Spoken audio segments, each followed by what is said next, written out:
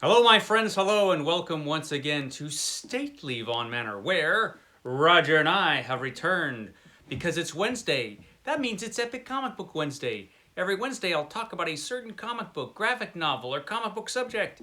Steve Donoghue over on his channel will talk about the same comic book, graphic novel, or comic book subject.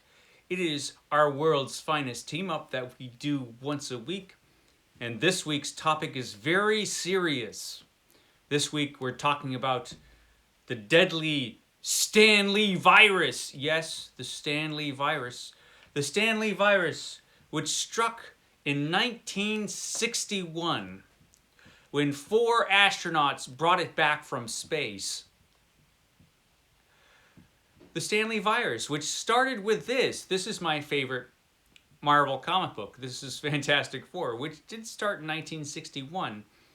And with this, Stan Lee and Jack Kirby launched what became known as the Marvel Universe.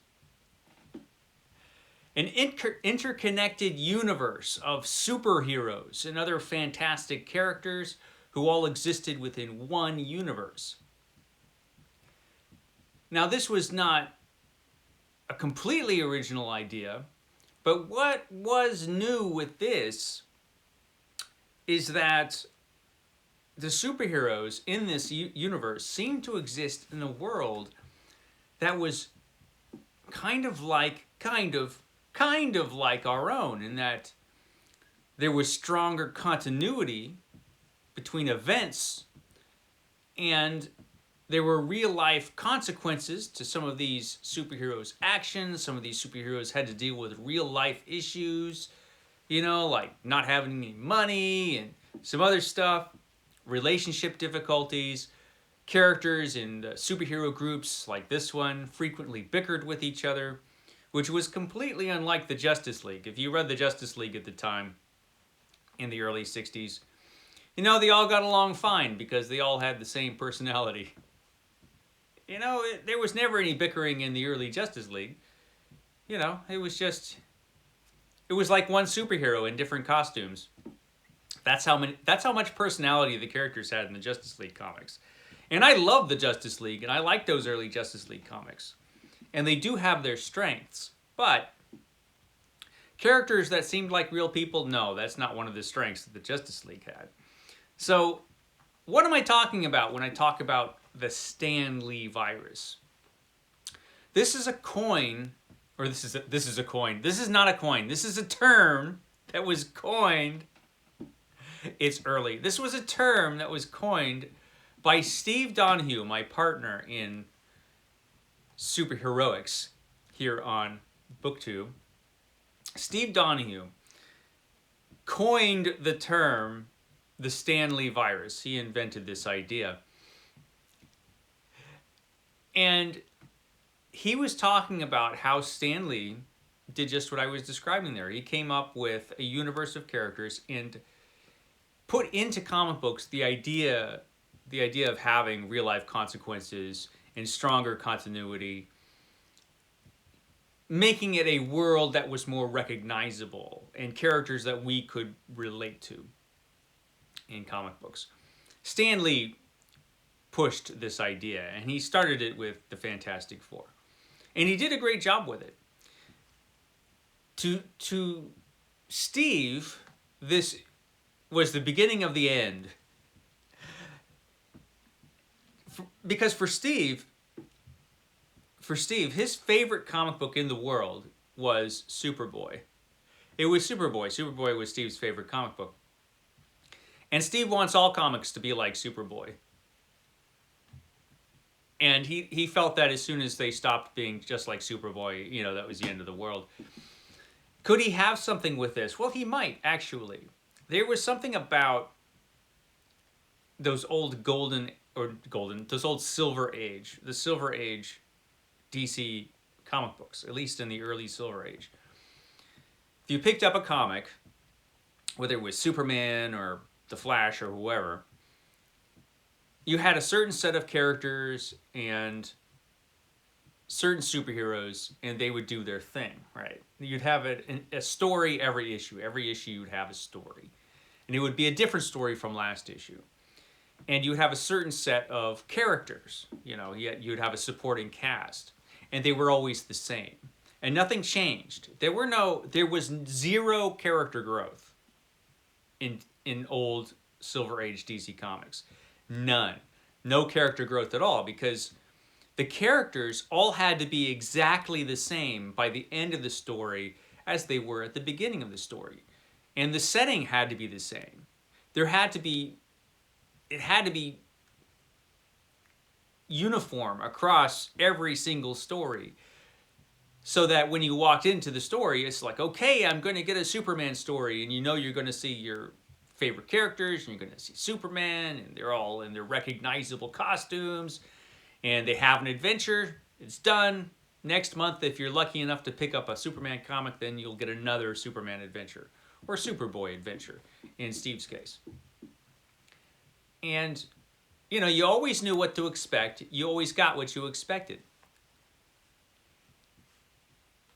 And Steve really liked that about superhero comics. You know, he didn't want change. Didn't want change. No change. No, can't have that. It leads to ultimate destruction, does it? Well, Stan Lee did inject the Stanley virus into comic books. The result was really, really great comic books. We got some of the best comic books ever created. The Fantastic Four, Spider-Man, the Avengers, the Hulk, Thor. You got so many great characters and so many great comic books. The Marvel Age of Comics was created. So it was an amazing thing, right? But just like Captain America's super soldier serum, you know, Captain America, he was injected with the super soldier serum, which made him a super soldier and made him a superhero for years. But then eventually, in Marvel Comics, because of the Stanley virus, then eventually, Captain America, his super soldier serum started to work against him. His super soldier serum, which had made him a great superhero, started to destroy him. It started to kill him. I know, it's tragic. It didn't kill him. He died later on, but he came back. That's part of the trouble. Anyway, just like that, has the Stanley virus, which has spread across all comic books. No comic books seem to be immune from the Stanley virus. It's spread across all comic books. Has it slowly over time started to destroy comic books after it had initially strengthened them? And do we need to cure the Stanley virus? At this point, can we cure the Stanley virus? Is it too late? Is the patient already dying? Well, I'm not a doctor, so I couldn't tell you for sure, but let's explore this idea. So here's the thing. Let's take a look at comic books today. I'll set down the Fantastic Four because this is comic books back when they were good. So let's talk about comic books today. So comic books today have, well, they're not, the sales, let's just talk about sales. Sales have gone down. Sales in comic books have gone down dramatically. It's pretty drastic. It's a different world for comic books now than it used to be. I think there are a lot of different issues with this. One is that the simplest one that you can point out is that they're way too expensive. It used to be you can collect, you know, every comic book that Marvel or DC put out, and it wouldn't be prohibitively expensive. Now it is. Now to do that, it would cost you so much money every month. I mean, because they're like $4 or $5 an issue. Sometimes they're even more. I mean, it's frankly ridiculous how much comic books cost nowadays. Because the printing is different. There's been terrible inflation. The printing is different. The ink is different. The paper is different. Everything is different as far as the production of comic books. They're not what they once were when they were just, you know, newsprint under a slick cover, you know. And where you can get them for like 35 to 50 cents or whatever they were back in the olden days. And yeah, they've steadily gone up in price over time, but they're really expensive now. I mean, they're just stupid expensive. That's one thing. And the other thing are the comic book stories themselves. Comic books have fallen victim to gimmicks over time, whether those gimmicks be massive crossovers. Long ago, it seems long ago now, back in the 80s, it was discovered that if you have a big massive crossover, that you could sell a lot of comic books. So what would happen is that you'd have one or two, perhaps even more, massive crossovers every year in whatever comic book universe you're in. And another thing that happens, aside from other flashy gimmicks that they would do, like different multiple covers for every issue, and they had different fancy pants covers that they had for a while, and character deaths, which seem kind of a grim way to sell comic books. But yeah, it was discovered that if you kill your main character, which you would never do before the Stanley virus, but now you can do it. If you kill the main character, you get a boost in sales. Of course it is temporary because your character's dead, and then you have a comic book without your main character, and some other lame character has to take over for your superhero, you know. And eventually the character will come back to life because comic book characters can't stay dead. They can't. All comic book characters who die come back to life eventually. It might take years. Sometimes it's taken decades, but the characters will come back. It's inevitable because, you know, that's how it is. Another thing is that the comic book, the big corporations who own the comic book companies now really don't care about comic books. They don't care about comic books at all. They don't care about comic book stories. They don't care about comic book characters. All it is money in the bank to them, and comic books don't make too much money anymore. I'm kind of surprised they haven't just died yet, but they're still around. I don't think any comic book company wants to be the first to say, you know, this is just a loss. Let's just, you know, they don't want to, nobody wants to be the first to cut their comic book line. But eventually I kind of see that happening. And you can kind of see it not just in the sales, but in the lack. There are so few places to buy comic books now. There aren't as many comic book stores as there used to be. And I don't see a lot of comic book shops opening up because this is not a business that makes money. You could kind of see this in the recent murder of Comixology. Comixology was a website that sold digital comic books. It was kind of like a comic book store for digital comic books. You could just go there to one place and buy any comic book that you wanted. They'd have all the new comic books. They'd have a bunch of back issues and graphic novels and everything you wanted, all in digital form. And they'd have big sales and everything. And actually, for what it was, if you like digital comics, it was a great thing. And it was important because a lot of comic book readers don't live anywhere close to comic book shops, right? There are a lot of people who want to read comic books, but they have no way to get comic books because they're like, the nearest comic book shop is like 3 or 4 miles away or more. So Comixology was great for that. But then Amazon, the evil Amazon, bought Comixology for the express purpose of killing it, of destroying it. And they did. They bought it. First, they made it awful. They took everything about the website that was good and made it terrible. Some people's books that they had bought in their libraries either vanished or were replaced by inferior editions.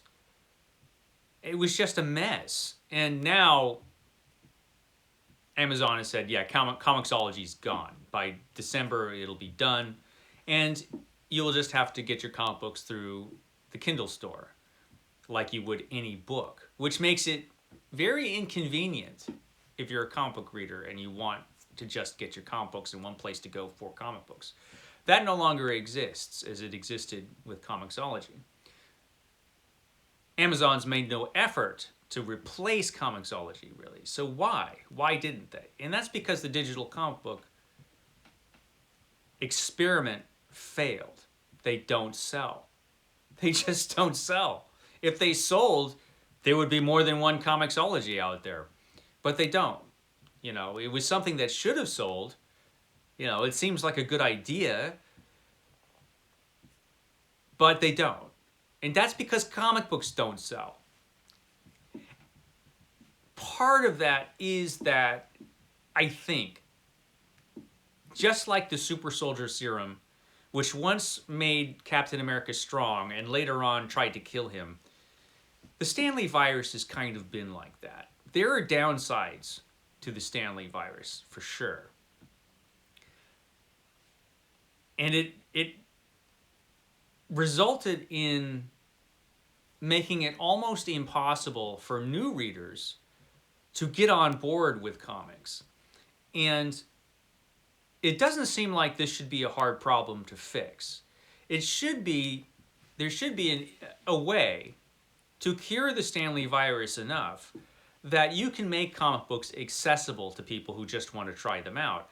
Instead, if you go buy, a Hulk comic book or an Iron Man comic book, the character you're getting in that book, will it be Iron Man or the Hulk? Will the Hulk or the Iron Man even be an Iron Man or the Hulk?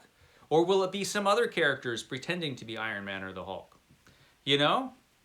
Maybe. Because of gimmicks. Another thing that kind of shows the really sad state of comic books now it's the way that comic books try to introduce, say, gay characters into comic books, right? What they'll do, instead of making new characters who are gay, they will take existing characters and make them gay. And they've done this, DC has done this a lot. Well, let's just make Robin gay. Nobody cares about Tim Drake. Well, wait, he can't be gay because he had a girlfriend. We'll make him bisexual. It's the same thing. And Superman's son, he has a son. Let's make him grow up real fast.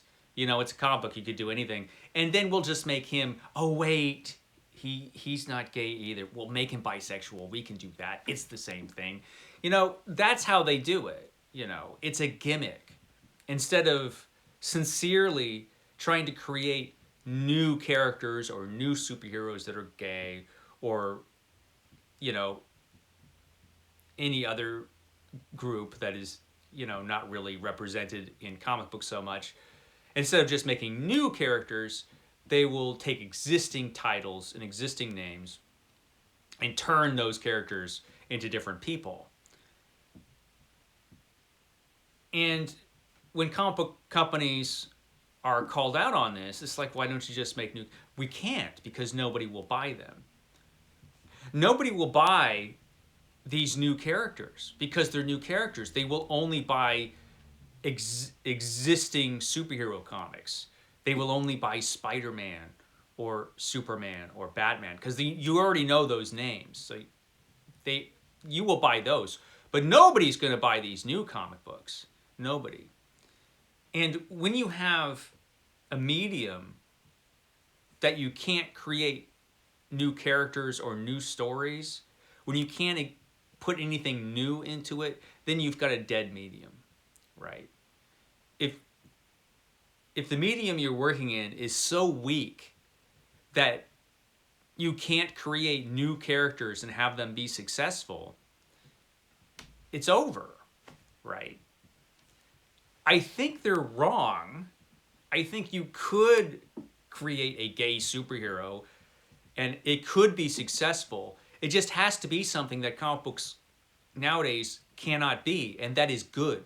It has to be good. It has to be well written. It has to be engaging. It has to be something that you're going to want to read every month. It's got to have a really good story. It has to be good. You just have to make it good, and people will read it. But there seems to be a problem with that nowadays. Making comic books good apparently is difficult. Because comic books, they're slaves to gimmicks, and they have all of these problems that I've described. And part of this is the Stanley virus run amok. And so to cure it, it might be too late. But to cure it, you have to go back quite a number of years and look at the strengths of the comic books that existed before the Stanley virus completely took over. And when I was a kid, we're going to go back to ancient times. When I was a kid, there were certain things about comic books. You could go into a comic book and you would know that certain things would be in that comic book. And that comic book writers would have to come up with clever plots and ideas to make those things entertaining. So there are certain things in a comic book, I think, that if it's a superhero comic book, for example, that you shouldn't mess with. There's a reason that they're the same. There's a strength in this. And that is, you should have your character be your character. Superman should be Clark Kent. Batman should be Bruce Wayne. Iron Man should be Tony Stark. You know, you should go in, anybody should be able to go in and get what you expect, which is this character done correctly, in character. This character will be in character. And then you will have a supporting cast to this character, which does not change and will not be killed. Now, you pick up a Batman comic book. Is Commissioner Gordon still commissioner, or is he retired? Is Alfred alive, or is Alfred dead? Because they killed Alfred, of course, because they've got to kill everybody. And then they had to bring him back because they have to, and he came back in a really ridiculous way. But you had to bring Alfred back. I mean, you never know, right? And so if you're a new reader, you're like, where's Alfred? Oh, he's dead. Okay. And why are there 6 Robins? What's going on? You know, there should be certain things that stay the same. You know, if you're a comic book writer, you just have to write with this, right? Costumes should remain close enough that they're recognizable. Not that you have to keep it completely the same, but the costumes, when you go in there, should be recognizable. So you know, hey, I know that character. And your comic books shouldn't be so convoluted with backstory and dependence on previous stories that if you're a new reader, you're clueless about what's going on. And you can do that too, you know, just when you're a new reader picking up a new comic book. Maybe it's a 2 or 3 part story. You only have to get a couple parts before this one, but don't make it like a 56 part story where you have like, where it's impossible for a new reader to jump on board because it's like, what the hell is going on? Old comic books didn't have that so much. Even old Marvel comic books where there was continuity, it was never really that difficult for you to just pick up a comic book and get on board with it, because at least the characters were recognizable. And in the old days, you know, you could have new characters pop up and they might be successful. They might be. You know, because people were already buying comic books because comic books were good. That's the biggest problem with comic books nowadays, is they have a strong tendency to suck. And because readers have gotten burnt out on the way comic books have been, comic books sales have steadily declined, and now it's even difficult to find a place sometimes to buy comic books. Is it too late? I don't think the Stanley virus should completely be cured. You can't go back, I don't think. And nor would you want to go back to just having a Superboy type of comic book. Because, you know, we're not children. But you could do a comic book that had some of the strengths of those old DC issues, where you had strong sense of character, you had your supporting cast that were always there, you didn't mess with them too much. You can change some things in their lives, of course, but don't mess with them too much. You know, Perry White should always be the editor of the Daily Planet. Commissioner Gordon should always be the commissioner. You know, you should know these things going in, you know, and don't mess with that stuff. That stuff is part of what makes these comic books good. And you should just go back to that to a certain extent. Go back to that, you know? Try to rebuild the strength of comic books by doing strong stories about strong characters, good stories. Find some writers that could write and aren't just trying to throw gimmicks everywhere. But whether this will happen, probably not. Probably not. Like I said, I'm not a doctor. I don't know that I can completely cure the Stanley virus, and I don't think it should be cured completely, because there are a lot of strengths that come along, of course, with Stanley's style of comic books. I've gone on long enough. I will catch you next time.